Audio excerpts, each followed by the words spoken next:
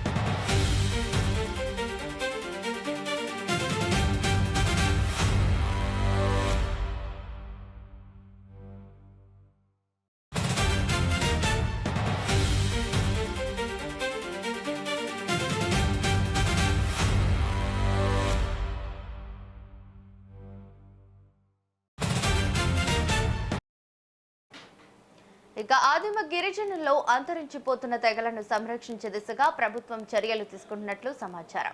కులాం, తోటి, అందు సహా మరికొన్ని ఆదిమ గిరిజన తెగలను పరిరక్షించే దిశగా ప్రభుత్వం అనేక కార్యక్రమాలను చేపడుతోంది. ఇందులో భాగంగానే సీఎం రేవంత్ రెడ్డి పర్యటన కులాం తెగల కోసం నిర్మించిన ఇంద్రమ్మ ఇళ్ల గృహ ప్రవేశాల కార్యక్రమంలో సీఎం రేవంత్ రెడ్డి పాల్గొన్నారు. ఇక ఇదే అంశంపై పూర్తి డీటెయిల్స్ మా ఇన్పుట్ ఎడిటర్ రాములు అందిస్తారు. రాములు, చెప్పండి. గుడ్ మార్నింగ్ రమణి. ఇవాళ ఉమ్మడి ఆదిలాబాద్ జిల్లా ఆసిఫాబాద్ నియోజకవర్గంలో ముఖ్యమంత్రి రేవంత్ రెడ్డి పర్యటిస్తారు. ముఖ్యంగా ఆసిఫాబాద్ జిల్లా కొత్తారి మండలం కరిమేరి మండలం కొత్తారి గ్రామంలో ఏదైతే ఇందిరమ్మ ఇల్లు నిర్మించారో ఇందిరమ్మ ఇళ్ళ గృహ ప్రవేశ కార్యక్రమంలో లబ్ధిదారుతో కలిసి పాల్గొంటారు. అయితే ఉమ్మడి జిల్లాలో సీఎం రేవంత్ రెడ్డి పర్యటనతో సీఎం రేవంత్ రెడ్డి పర్యటిస్తున్న సందర్భంగా ఇప్పటికే జిల్లా ఇన్ఛార్జ్ మంత్రి, స్థానిక ప్రజాప్రతినిధులు, అధికారులు, పోలీసు అధికారులు కలెక్టర్ తో కలిసి గత 2 రోజులుగా ఏర్పాట్లను పరిశీలించారు.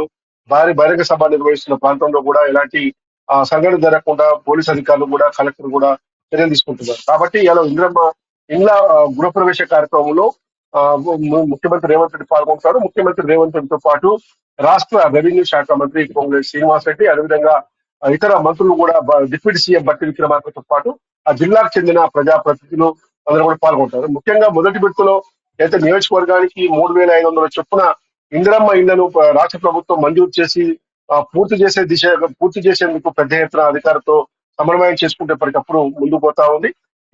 ఇప్పుడు ఉమ్మడి ఆదిలాబాద్ జిల్లాలో ఎక్కువగా ఆదివాసీ గిరిజనులు ఇంకా పోయే వాళ్ళు నిర్వసించే ప్రాంతంలో ఇల్లు లేని లబ్ధిదారులందరికీ కూడా ప్రభుత్వం గుర్తించి ఇందిరమ్మ ఇళ్లను మంజూరు చేసింది. దాదాపు ఒక్కొక్కరికి 5 లక్షల చొప్పున ఇందిరమ్మ ఇళ్లు నిర్మించుకోవడం కోసం ప్రభుత్వం చర్యలు చేపట్టి అందులో భాగంగానే ఇలా వందలాది ఇల్లు కట్టుకొని ఇప్పటికే ఉన్న అక్కడ గిరిజనుల ఆదివాసీ ప్రాంతమైన ఆసిఫాబాద్ కరిమేర మండలం కొత్త గ్రామంలో ఇళ్ల గృహప్రవేశ కార్యక్రమంలో పాల్గొంటారు. మరోవైపు అక్కడనే 2వ విడత సంబంధించిన ఇంద్రమ్మ ఇళ్ల కార్యక్రమానికి ఆయన శంకుస్థాపన కూడా చేస్తారు. కాబట్టి ఇవన్నీ కార్యక్రమాలు కూడా ఈ రోజు ప్రజాపాలన, పట్టణ ప్రగతి కార్యక్రమాలు ఏదైతే నిర్వహిస్తున్నారో రాష్ట్ర ప్రభుత్వం, ఈ కార్యక్రమంలో భాగంగానే వాళ్ళ ముఖ్యమంత్రి రేవంత్ రెడ్డి పర్యటన కొనసాగుతుంది. మరోవైపు రేపు జూన్ 2న తెలంగాణ రాష్ట్ర అవసర దినోత్సవం ఉన్నందున ఇందిరమ్మ ఇళ్ల లబ్ధిదారులకు 2వ విడత కూడా మరొకసారి జూన్ 2 కానుకగా కూడా ఇందిరమ్మ ఇళ్ల పంపిణీ చేసేందుకు ప్రభుత్వం సిద్ధమైంది. దాదాపు మరి 2వ విడతలో కూడా ప్రతి నియోజకవర్గానికి 3,500 చొప్పున ఇందిరమ్మ ఇళ్ల పంపిణీ చేస్తున్నట్టు ఇప్పటికే ప్రభుత్వం నిర్ణయించింది. ముఖ్యంగా ఏదైతే హైదరాబాద్ నగరంలో కానీ హైదరాబాద్ చుట్టుపక్కల ప్రాంతంలో డబుల్ బెడ్రూమ్ గత బీఆర్ఎస్ ప్రభుత్వంలో నిర్మించిన డబుల్ బెడ్రూమ్లను ఎవరు కూడా ఆక్యుపై చేయలేదు.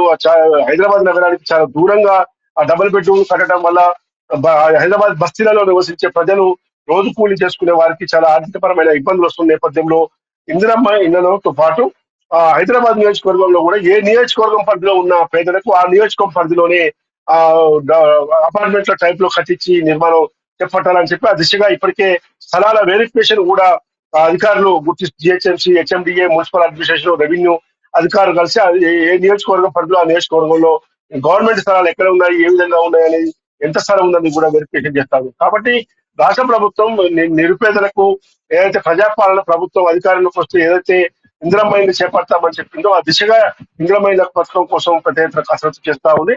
కాబట్టి రాష్ట్ర ప్రభుత్వం ద్వారా ఉమ్మడి ఆదిలాబాద్ జిల్లా ఆసిఫాబాద్ నియోజకవర్గం కరిమేర మండలం కొత్తారి గ్రామంలో నిర్వహించే ఈ కార్యక్రమంలో పాల్గొంటారు. అనంతరం సిర్పూర్ కాగజ్ నగర్ నియోజకవర్గానికి వెళ్తారు. అక్కడ పలు అభివృద్ధి పనులకు శంకుస్థాపనలు చేసి కాగజ్ నగర్ ఎక్స్పోర్ట్స్ లో జరిగే భారీ బహిరంగ సభలో ముఖ్యమంత్రి రేవంత్ రెడ్డి పాల్గొంటారు. తిరిగి రాత్రికి మళ్ళీ హైదరాబాద్ వస్తారు. Right, thank you Ramulu.